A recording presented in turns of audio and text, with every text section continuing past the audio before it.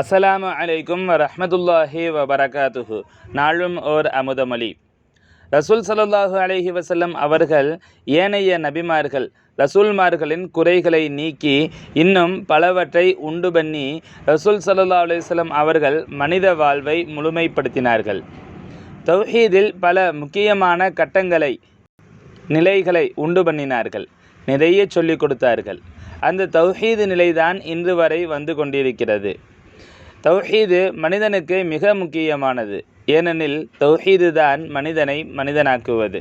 சங்கைமிகு ஷேഖநாயகம் குதுபு ஜமான் Shamsul உஜூத் Jamalia அசையீத் Khalil an Maulana அல் ஹசனியுல் ஹுசைனியுல் ஹாஷிமி கதசல்லாஹு சிர்ரஹுல் அலீம் அவர்கள் 19/12/1995 அன்று மதுக்கூரில் நடைபெற்ற ஏகத்துவ மெய்ஞான சபையின் சிறப்பு மாதாந்திர கூட்டத்தில் ஆற்றிய ஆன்மீக சொற்பொழிவிலிருந்து